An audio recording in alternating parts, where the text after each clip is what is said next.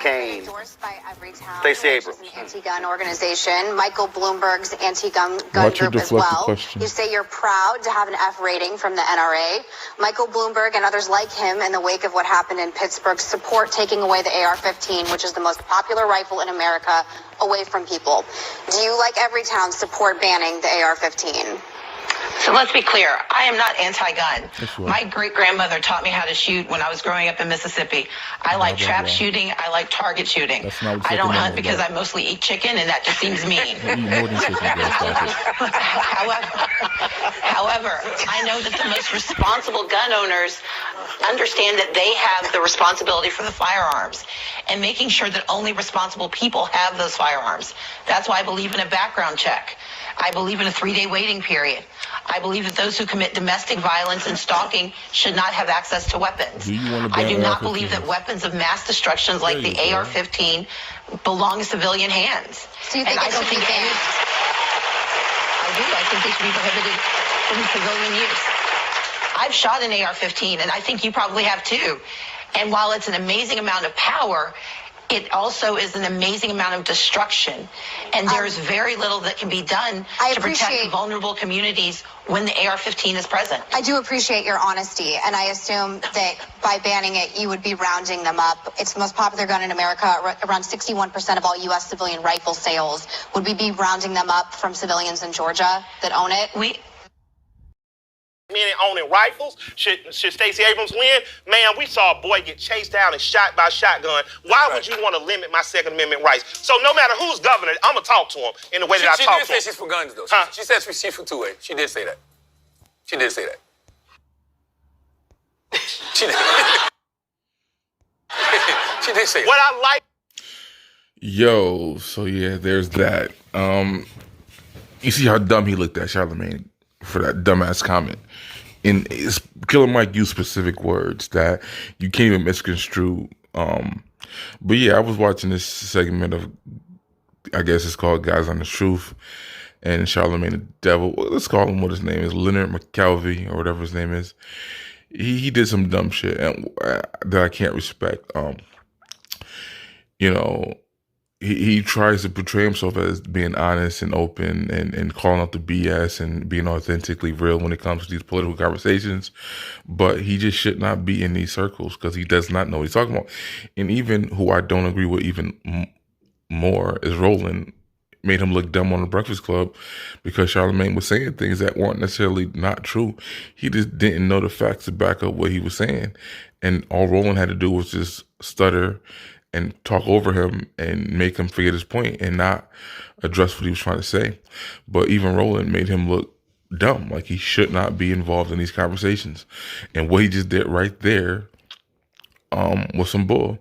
Overall, this wasn't a bad segment, though. You had Killer Mike, and you got Tamara, the blonde hair mixed race woman sitting next to Killer Mike, the Oompa Loompa never Trumper. She's, annoying as fuck. But anyways, one thing I liked about, before I get back to the gun conversation, I liked on this show was how she tried to do the whole, Herschel Walker's an idiot, he's dumb, he shouldn't be here, he's a piece of trash, blah, blah, blah. Killer Mike caught that, and I respect that he did that. It's like, yo, first of all, black people shouldn't be getting into those type of conversations because they do that to us regardless of the party or whatever, even within other parties. Remember the slick shit that Democrats did to Stacy Abrams last time? They ran a white woman with the same name just because they didn't want her to get the nomination because they wanted to discredit her or whatever. But anyways, I like how he called her out on that by saying, like, yo, Warnock is a preacher who has a bunch of allegations against him too, but for whatever reason, the media doesn't cover those things. Locally, those things are known for the people who live in Georgia or, but outside of the state at the, the national level, the media is purposely not covering the stuff that his ex-wife said about him. And here's the thing, Herschel Walker, I think he is an idiot. I wish they did run somebody better. They ran a more establishment type of politician who's clean cut, inarticulate and all those things, and he lost. So it is what it is. But don't act like Warnock doesn't have demons too. Don't act like he doesn't have allegations against him too. Some of the same ones. And here's my argument. okay, Herschel Walker's a hypocrite. He had an abortion or whatever, allegedly, and he a womanizer and whatnot like this, right? But he confesses to be Christian. That's what they keep saying. This is your Christian values. Look at Herschel Walker, right? But Warnock is a pastor, and he has physically assaulted his wife, his ex-wife. He don't pay child support, take care of his kids apparently, and he's been accused of doing stuff to his, being an asshole to his parishioners inside the church. So who do you think, when it comes to that moral caliber, should have a higher standard? A retired football player that clearly done had his head bumped too much, or a person who identifies or has the title of a pastor and leads over other people in the church? Who do you think should have a higher standard if we're talking about this moral caliber thing that Timber tried to focus on? And Killer Mike killed her whole argument of, well, we shouldn't elect them then if they're trash. Like, it is, we got the options that we get. Again, they tried to run a more clean-cut establishment guy, and he lost to Herschel Walker. It is what it is. Sometimes you got to deal with the devil that's in your space and what you know. But I like that he called that out. Killer Mike, again, I give him credit when credit's due, and I criticize him. I think he bitched out with the gun thing and having the conversation with Coley on Noir, and I get it.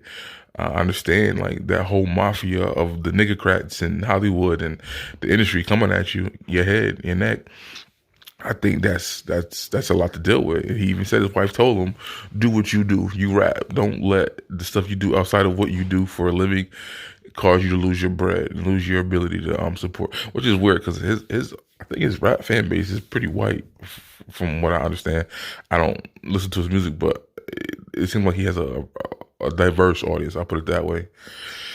But in this segment though, he was authentic. He was calling out whatever needed to be called out. He didn't let her get away with trashing Herschel Walker without saying, no, we're not got dirt too. Or, you know what I mean? I respect that a lot, that he does that. It's not, you're not going to go into mainstream media and get anybody to do that. They're going to tap dance and just pour on. You're not going to get that nuance on a Roland Martin closet TV show, right? You're not going to get that on MSNBC or CNN, anything. Those type of conversations. I did a video about Tesla Figaro, who is also, she's a former Democrat turned independent, but still got niggercrat views, in my opinion. And I did the video why I could never support her politically because she wants to ban guns on. And back to the gun conversation, she's another one of those, I'm pro-gun, but I want to ban AR-15s type of person Tesla is. Killer Mike specifically said, we watched a brother get shot with a shotgun by two white men and one watching the car. And he specifically said rifles. Charlamagne ignorantly says, no, she said she fought the Second Amendment. And you can see the pause in Killer Mike's reaction, because Killer Mike knows that Stacy Abrams is also for gun control. Killer Mike knows that Stacy Abrams took the Bloomberg money because that's part of the deal, and she has to have that platform on her agenda. Now, I ain't gonna lie. Part of me, the pettiness in me, I'm at the point where, even though I'm exempt from a lot of the gun laws and bullshit in New York now, the pettiness in me does feel like I want her to win, just so a red state can know what we go through up north. I know that's wrong, but I just, it's annoying when you're in these black gun groups and these people are still Democrats despite living in red states and having the freedom to buy and have whatever they want. But it's almost like they would give all it up just for the Democratic policies that never really reach black people. But I admit that I kind of do want her to win, just so that a red state has to know what it feels like to deal with no pistol grips or limited 10-round magazines, and you know what that would do? That would make a lot of those Negroes felons overnight, because they damn sure ain't gonna comply with those gun restriction laws, whatever. But the whole point of this video was, yeah, there was some good stuff in that segment. I don't really watch the show. I just don't like Charlamagne involved in politics, because he just don't know what he's doing, and he's an idiot. Like, he just is. Roland Martin, who stutters 90% of the time, made him look stupid on his segment on The Breakfast Club. But yeah, don't This is the same shit that Cedric Benson did. He goes on the Breakfast Club. Oh yeah, I'm pro gun. I want to get that what's that gun in that movie? The shotgun, the pistol that shoots shotgun shells. Like that's the Democrat logic of being pro gun. They hit you with the I'm pro gun to disarm you, pun intended. To say like you can't say I'm not for gun rights. No, you want to restrict my Second Amendment rights. You want to make it difficult. You want to tax bullets. You want to limit magazine capacity sizes. You want to take all features off guns to say I can't have this feature or that feature as if it makes the gun even more or less deadlier. It doesn't. Like you can't say that you're for the Second Amendment and you want to ban the most popular rifle in the country. You just can't. Like, period. I don't give a fuck, Democrat, Republican, whoever, independent. You cannot say you want to ban rifles, semi-automatic rifles, and say you're pro 2A. You just can't. And that's why Killer Mike looked at Charlamagne like he was dumb, because he knows that Stacy Abrams is for gun control and wants to ban AR-15. In fact, outside of everybody giving her credit for turning Georgia blue and all the other shit, all she did was take a bunch of outside money from outside of the South. You know, that Bloomberg money and other Soros money, and she brought it to Georgia. She ain't really do shit. But the only thing she's done legislative-wise, because she's never been in the office, nothing like that, she ran a panel and was on a part of a team in Georgia for gun control. That's the only thing she's ever accomplished, was help writing a policy at the local level for what they would do if it didn't get passed on like that, obviously. But I'm saying her only claim to fame politically, the only thing she's ever done is write some shit for some gun control shit to present for some politicians to pass or not. That's it. So, yeah, you got brothers that was protesting, marching to protect Stacey Abrams' right to win so that they could ban the very guns they were using to protest and the rights to do it, right? Like, it just don't make sense. So, yeah, the pettiness in me wants not all red states, just that one. Just Georgia. Just start with them. Let them have to deal with what we deal with so they can learn and know what it's like to deal with this bullshit and have your Second Amendment rights restricted. But that's my video. Killer Mike was great in that he usurped the whole conversation. I didn't watch the second part yet, so I just saw this first segment. But on political conversations about, I know he was saying stuff about in the other segment about using the rap lyrics against you. He might have been, I mean, he's a rapper obviously, and he comes from that criminal element, so it is what it is. But I think he was, that's something that affects him personally. So, and his colleagues, his friends. So maybe he might have said some wild shit on that segment, on that part of the segment. But for the first segment, I agree with what he was saying for the most part. He gave a nuance that you're not gonna get from most black niggercrats in hip hop, in these conversations about politics. He was like, yo, I went to Brian Kemp. He did this, he did this, he did that. What he didn't like, he didn't take that money from Obama, which no red state governor did. He's like, I challenged him on that. I questioned him on that. Why did you do that? Again, that Tamra, the little Oompa Loompa, Never Trumper Lincoln Project, ran by a pedophile thing that had to step down. Like, she's not going to even give that nuance. And she's a Republican. She's the so-called Republican on the panel. Yet, since Trump has been elected, her Trump derangement syndrome has had her vote for Democrats and speak out against her own party for the last 2 years, almost 3 years now. Killer Mike is the independent who says, I'm talking to everybody, I'm going to hear what everybody has to say, and I'm going to vote for whoever does what's best in my best interest. I don't care about their personality or their lives outside of the politics. I care about policy. Tamra, the so-called Republican on that panel, is not even coming from that point of view. But that's my video. I'm out to go watch the other second half. Might have a video about that conversation too.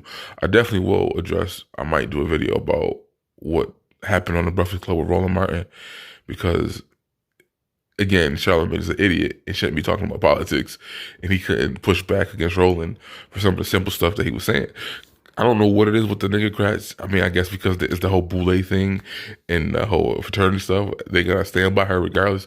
It's like Democrats defend Kamala Harris at all costs, the way some niggas on YouTube without dads be defending Cameron Sanders at all costs, even though he's not here no more. Like chill. Like if Kamala is trash, which for the most part, even white liberals don't like her, like what's the point of you defending her when they don't want her? Like nobody takes her shit. It's only the niggercrats on YouTube that's still championing for Kamala Harris. The white liberals, the white progressives are done with Kamala. They don't think she's a viable candidate, and yet y'all still tap dancing for her. And I don't understand how, when she didn't even have Buttigieg was beating her in her own state. Like Joe Biden everybody was beating her out of them 6. Well, it was like 10 Democrats left. They were all beating her in California, in her own state. Like her getting picked was awesome. It was a deal made for her to be vice president because Joe Biden had to concede to something. He's not gonna give you no policy, no laws, no nothing like that. But he gave you a half Indian, half black chick as VP. That's your reparations from Joe Biden, right? But outside of that, like she's not a good candidate. It is what it is. She's just not good. She's not a good politician. Like it's too much for her. And guess who said that?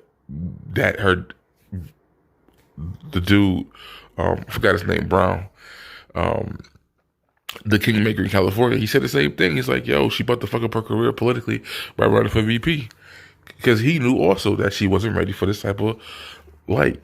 But anyways, we'll talk about that different segment about her locking up people for marijuana after. And the point is not how many she locked up. If she lowered the number, she should get credit for that.